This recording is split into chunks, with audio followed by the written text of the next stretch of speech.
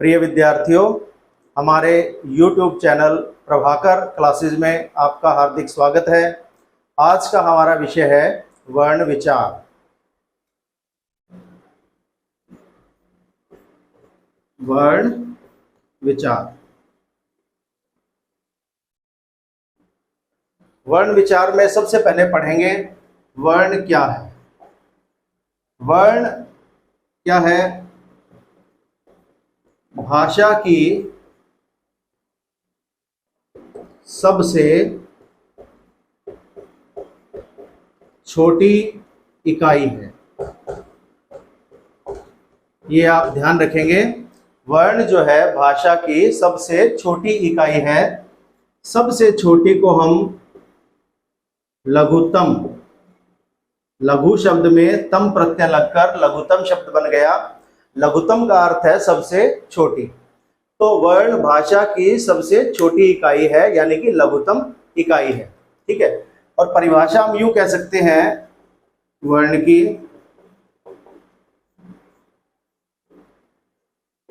वह छोटी से छोटी ध्वनि जिसके और टुकड़े नहीं हो सकते, वर्ण कहलाती है।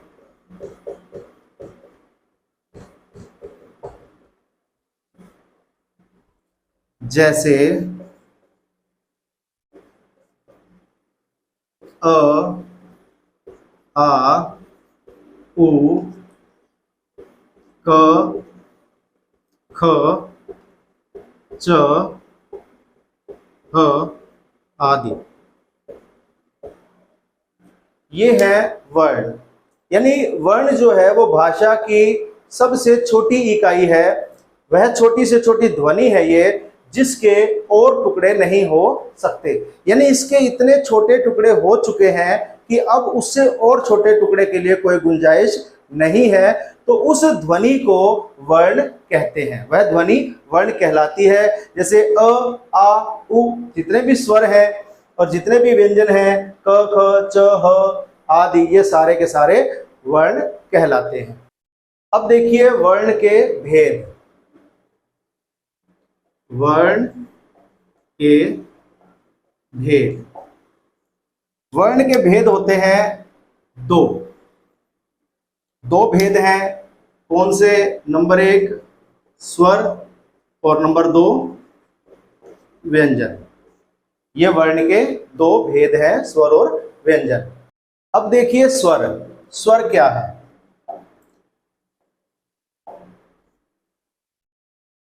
देखो बच्चों, जब भी हम कुछ बोलते हैं, कोई भी वर्ण बोलते हैं, तो हमारे मुख से वायु बाहर निकलती है। कुछ वर्ण ऐसे होते हैं जिनके उच्चारण में वायु मुख से जब निकलती है तो कोई रुकावट नहीं होती। बिना किसी रुकावट के मुख से वायु बाहर निकलती है। और कुछ वर्ण ऐसे हैं जिनके उच्चारण में, जिनको बोलने में वायु कुछ रुकावट के साथ, कुछ रुक रुक कर बाहर निकलती है। इस प्रकार हम यूं कह सकते हैं कि वर्ण दो प्रकार के होते हैं। एक तो वो जिनके उच्चारण में वायु बिना रुकावट के बाहर निकलती है, और एक वो जिनके उच्चारण में वायु कुछ रुकावट के साथ बाहर निकलती है। तो इनमें से स्वर क्या हैं? स्वर हम यूं कहेंगे, वे वर्ण जिनके उच्चारण में वायु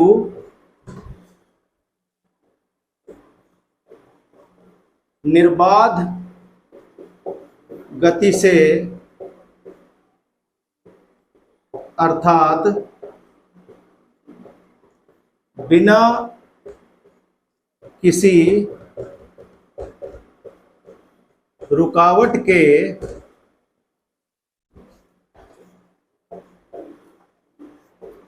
मुख से बाहर निकलती है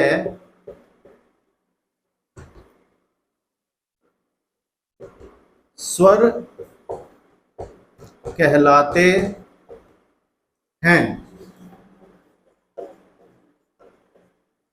यानी वे वर्ण, हमने ये कहा था वे वर्ण, अगर हम यूं कहते जिन वर्णों के उच्चारण में, तो ऐसे बोलते हम उन्हें स्वर कहते हैं।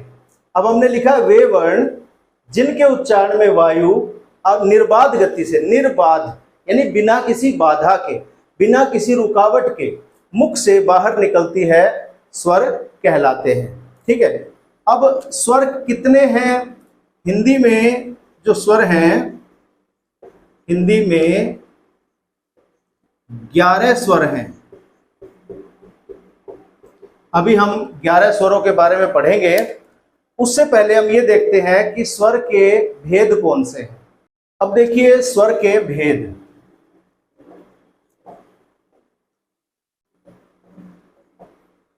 स्वर के भेद हिंदी में 2 हैं। स्वर के 2 भेद हैं। कौन कौन से? नंबर 1 ह्रस्व स्वर, ऐसे लिखेंगे, ह लिख के उसके पैर में र लगाएंगे, ह्रस्व स्वर। ठीक है। और दूसरा है, यहां लिख देता हूं मैं, दीर्घ स्वर। ये स्वर के 2 भेद हैं। ह्रस्व स्वर क्या होते हैं? जिन स्वरों के उच्चारण में, उच्चारण का मतलब होता है बोलना, जिन स्वरों के उच्चारण में कम से कम अर्थात एक मात्रा का समय लगता है,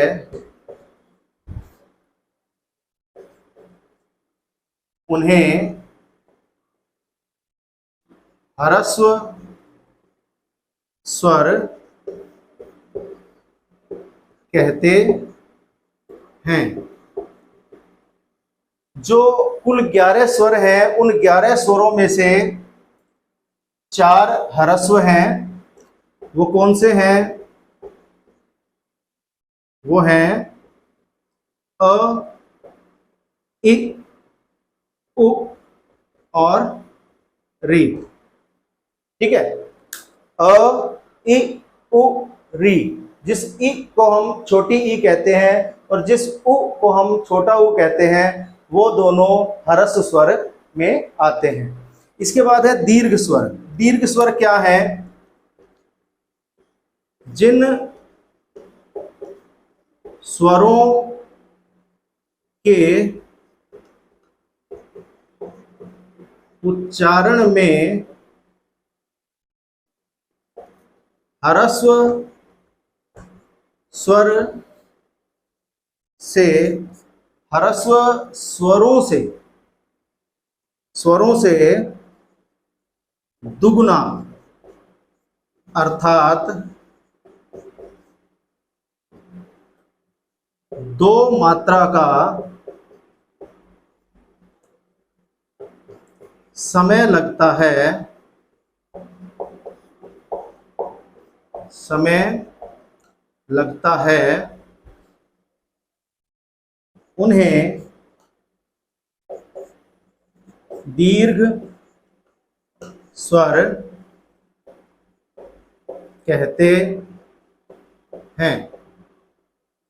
अब जो 11 स्वर थे उनमें से 4 ह्रस्व हैं, बाकी जो 7 बच गए वे दीर्घ स्वर हैं। जैसे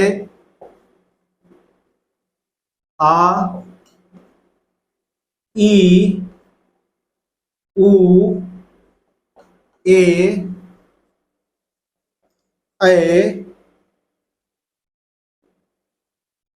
ओ,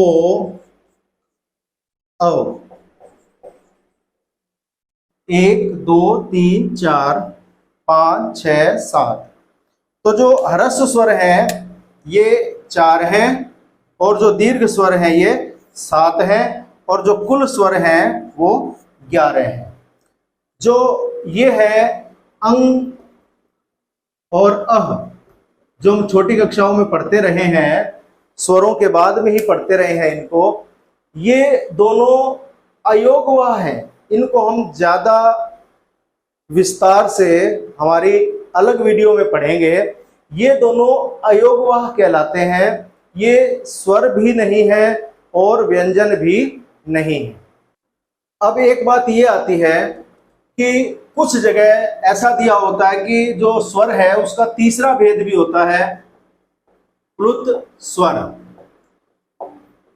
तो मैं इसके बारे में बता दूं, प्लुत स्वर पहले हिंदी व्याकरण में भी शामिल था, लेकिन मूल रूप से यह संस्कृत का स्वर है और इसके जितने भी उदाहरण हैं वो सब संस्कृत में ही मिलते हैं। हिंदी में इस स्वर का कोई उदाहरण नहीं है, कोई औचित्य नहीं है। इसलिए हमारे जो भाषा वैज्ञानिक हैं उन्होंने प्लुत स्वर को हिंदी में स्वरों की श्रेणी से बाहर कर दिया है। तो अब हिंदी में 2 ही स्वर होते हैं, ह्रस्व और दीर्घ। प्लुत स्वर क्या था? प्लुत स्वर में ह्रस्व स्वर से 3 गुना समय लगता था बोलने में, ठीक है, 3 गुना, यानी कि 3 मात्रा का, ठीक है। अब स्वरों के बाद देखिए व्यंजन।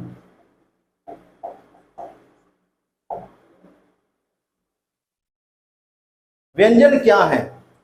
व्यंजन जिन वर्णों के उच्चारण में वायु कुछ रुकावट के साथ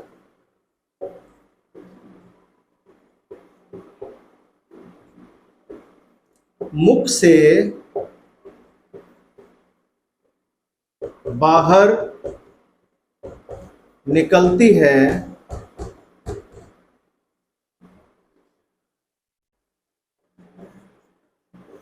उन्हें व्यंजन कहते हैं।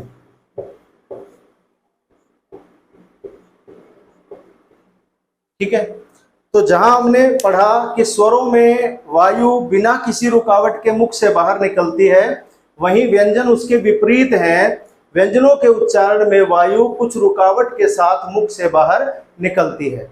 एक बात और है स्वर और व्यंजन में, स्वर जब हम बोलते हैं तो स्वरों के उच्चारण में किसी अन्य वर्ण की सहायता नहीं लेनी पड़ती, जबकि जो व्यंजन है, व्यंजन स्वरों के बिना अधूरे हैं। तो व्यंजनों के उच्चारण में स्वरों की सहायता लेनी पड़ती है। अब व्यंजन कई प्रकार के हैं। कौन कौन से? नंबर 1 है स्पर्श व्यंजन। दूसरा, जो हम प्रमुख रूप से व्यंजनों का वर्गीकरण करते हैं, मैं बस वही कर रहा हूं। दूसरा है अंतस्थ व्यंजन।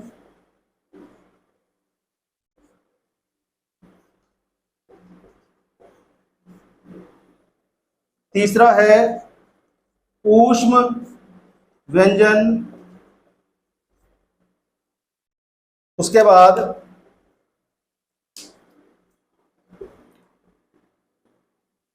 संयुक्त व्यंजन।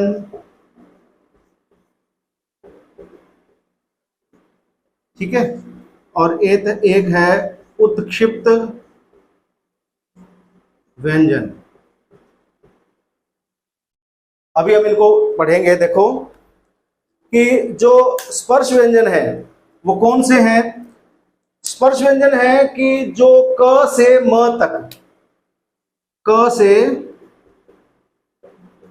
म तक, ये 25 व्यंजन स्पर्श व्यंजन है। इनको स्पर्श व्यंजन क्यों कहते हैं?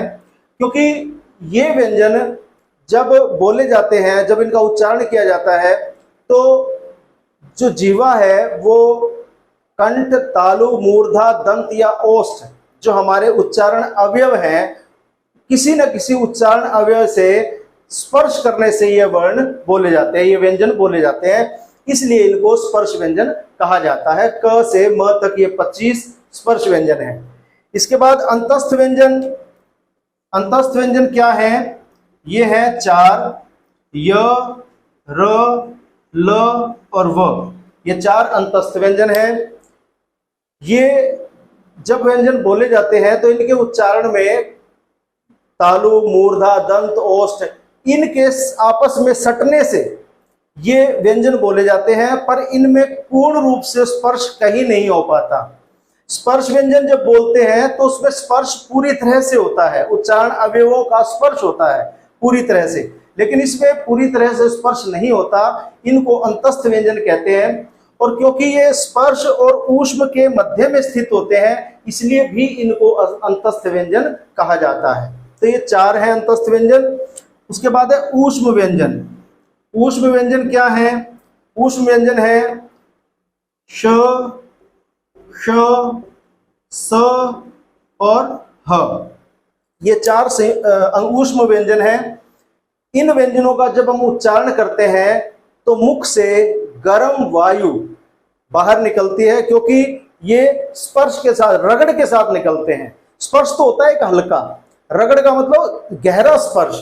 तो ये रगड़ के साथ बाहर निकलते हैं और रगड़ के कारण गर्म वायु मुख से निकलती है, इसलिए इनको ऊष्म, यानी कि ऊष्म का मतलब होता है गर्म, गर्म, ठीक है, क्योंकि रगड़ लगती है तो गर्म वायु निकलती है, इसलिए इनको ऊष्म व्यंजन कहा जाता है। ये भी 4 है।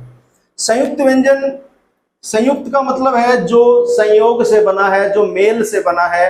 ये 4 हैं, क्ष, त्र, ज्ञ और श्र। ये चारों हिंदी में संयुक्त व्यंजन कहलाते हैं। ये 2-2 व्यंजनों के मेल से बने हैं। इसके बाद है उत्क्षिप्त व्यंजन। ये कौन से व्यंजन है? 2 हैं, ड़ और ढ़। जैसे बड़ा, घोड़ा, ठीक है, ये ढ़ जो है ये उत्क्षिप्त व्यंजन होता है। और ये है ढ़, पढ़ाई, चढ़ाई, ठीक है।